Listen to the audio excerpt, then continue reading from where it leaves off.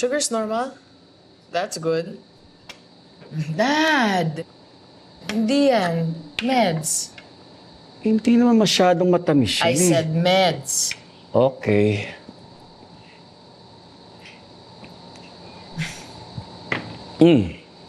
Thank you. Hindi ka ba nagsasawa? Taking care of an old man like me? Never, Dad. I love nagging you kahit rinding-rindi ka na. Ang ibig kong sabihin, bakit di pa kayo mag-anak ni Lucas? Mas may enjoy mo ang mga anak mo when you have them young. We have our priorities. Career? That's a death sentence. Dapat ini-enjoy mo ang buhay mo, Iha. Besides, I'm not getting any younger. That's why you have to be healthy para makasama mo pa yung mga magiging apo mo. Dami ah. Sabi mo yan. I'll expect that. Wala nang bawian. Yes, Lolo. Yes. This is the kind of sweetness I like.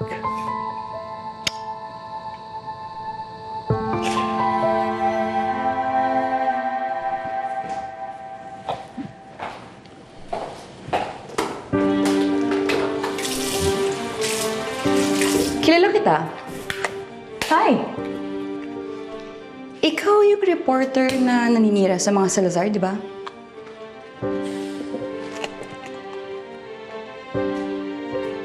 Miss, whoever you are, hindi paninira yung ginagawa ko.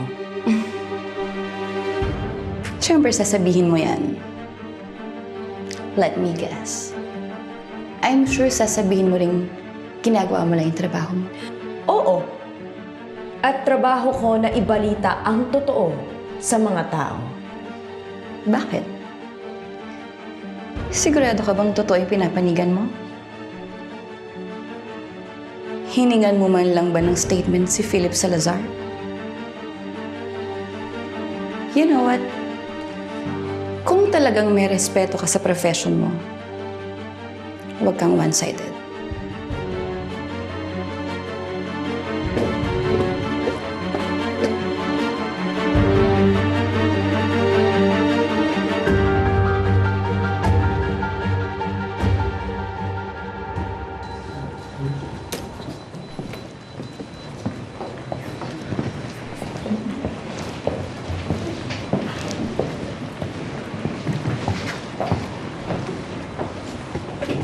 Dok, huwag mo nang pinag-iintindi yung mga fake news. Anong fake news? Hindi mo pa ba nakikita yung video sa tweetbook?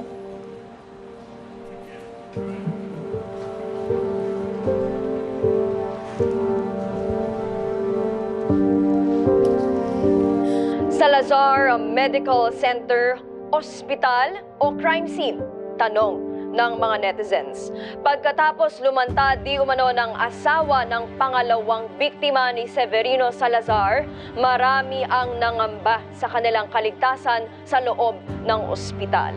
Higit pa riyan, marami ang natatakot kung madadagdagan pa ang biktima ng medical center. My mom and I will make sure na wala nang matutulad kay Dad. Hindi kami papayag na madagdagan pa ang biktima ng Salazar Medical Center.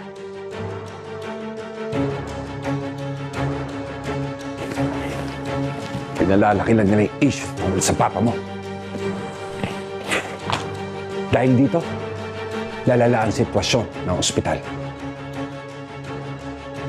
Yung mga ibang pasyente, nagpapa-early discharge na para lumipat sa ibang ospital.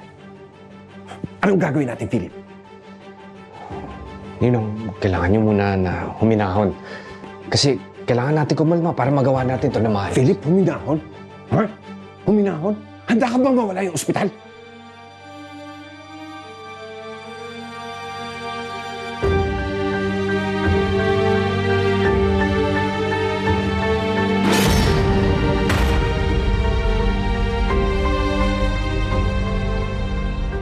This needs to spread like wildfire.